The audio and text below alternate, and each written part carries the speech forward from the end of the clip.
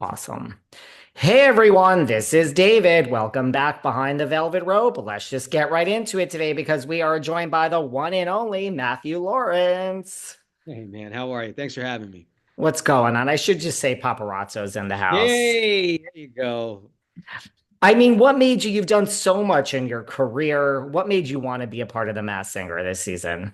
Well, there's definitely a story behind it. I have serious stage fright when it comes to singing in front of a large audience. I had a really bad the only audition I've actually totally bombed in my life was for a big Broadway show with a packed house, a lot of recognizable faces in the audience, and I had that moment where my nerves got to me and my throat closed up and nothing came out and there were murmurs in the audience and I ran off stage and it was bad. I mean, it was bad.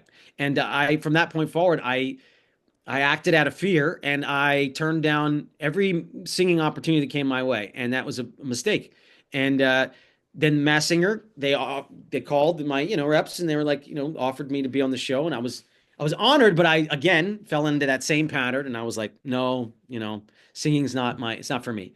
And my older brother who had been on it, and the people around me were like, you're wearing a mask, and it's all in good fun. Like maybe this is one of those moments you should probably not, you know, act out of fear. You have a podcast where all you do is talk about how you're not supposed to act from fear, and maybe you should take your own advice. And so I that was very good advice, and I took it, and I'm so glad I did. So glad I did. Was it nice? Because you did say in your clue package, yes, you've been in this business since you were young. The lens was pointed in your direction since an early age. Like, was it nice to just be anonymous? And Yes. that performance, all the performances were great, but that performance of Hallelujah, I think it was like one of the best we've seen ever on this stage. Dude. Well, let me tell you, I that one in particular is very special for me because all the other ones, I mean, I wish you could have like a little GoPro inside that giant thing I was wearing, that camera thing. I'm literally sweating bullets, man. I've got a 50-pound head on me that's got two rods going down my back, harnessed in. And when you sing, it's like a wind instrument, right? You go and you're nervous, and so the obstacles were massive. But in that moment, fall moment, Shrek night, hallelujah, all of it went away, and I had that moment where I was singing and I could feel the audience, and it's lightning in a bottle, man. I caught the bug, and the fear. I was able to drop the fear, dude, and that got Oh. me. Really, really got me. And from this point forward, I'm now kicking myself, going, I can't believe I acted out of fear for 2 decades. Like, what could I have accomplished if I didn't do that? And now I'm all about the yes. Somebody wants me to sing, I'll give it a shot. Why not? Let's go. Let's give it a go.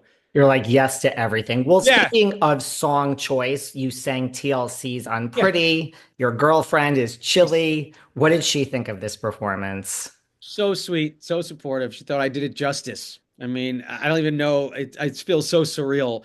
And the way that came about was so surreal too, because when I said I was down to do the show, they sent me like a questionnaire that they do to everybody. Like, what's your favorite music genre? What's your artist, and what's a song, a guilty pleasure song you sing in the shower? And when Unpretty came out, that was my it got stuck in my head for months in the shower. I'm singing this, I'm so darn unpretty, and I'm like and so I wrote it down because comedy's my thing. I thought, oh, they'll get a kick out of this. Week 4, they come up to me. I'm like, you're singing Unpretty. And I'm like, no, no, no, I'm not singing Unpretty. Like, you're singing Unpretty. But then they couldn't get it cleared because Tion wrote it and they were on tour. So I had to call them up personally and ask, do you know the pressure that I was under for that, man? Like, Seriously. growing song. I mean, one of the legendary groups of all time. Like, dude, that was a big pressure cooker. Were you a fan of TLC? I mean, you're dating Yes. Chili now, but like Yes. yes. Yeah, I had one of those moments, just like I think we all did growing up in that era, where not only did I love their music, but in particular, I mean, I met massive crush on Chili. So yes, I'm just like everybody when it comes to TLC, man. Yeah, kidding. Some of their, bum, bum, bum, bum, bum. I mean, you hear that anywhere in the world, they know what that is, man. It's like, come on. 100%. Well, in your clue package on Shrek Night, you did talk a lot about Robin Williams. Obviously, you were in Miss Doubtfire. It was one of your first. Like, what was it like to work with Robin?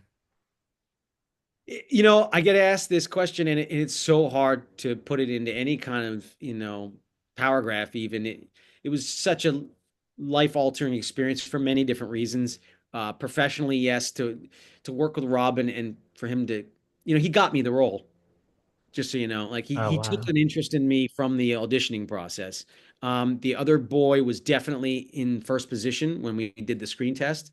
And and I went last, and the other kid was definitely he was definitely in the lead. And during the interview, the audition, Robin comes up to me and he goes, I'm going to do something. It hasn't worked so far, and we need it to work. I'm going to do something. You go along with whatever I do, no matter what it is. Go along.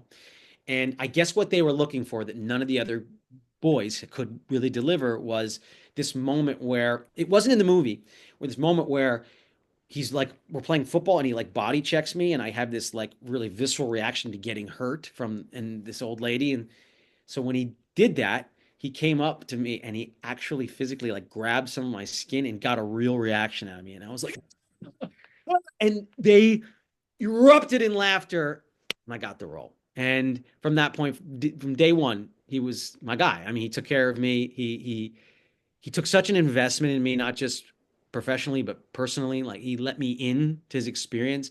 He, you know, told me and guided me and steered me away from the side of the industry that he thought was harmful and substance abuse. And he really, I mean, he went thinking of it as a 12-year-old kid that the way this guy opened up to me and took me in. I mean, it's I wish we still had more of him to come because he just was this endless vat of just brilliance on both sides, comedy and drama, man. I've gotten a chance to meet a lot of the great performers, worked with them. I don't know that he was just a different being. He was just different.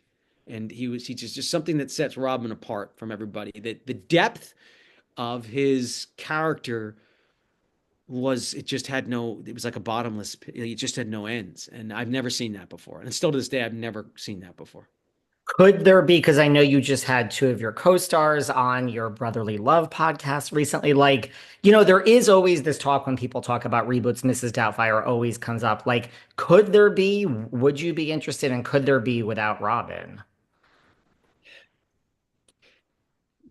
If they maybe did like an homage where a lot of the original footage was used, like maybe it was like a family gathering where we're talking about the fact that we've lost him type of a thing and kind of like the unraveling of that, maybe.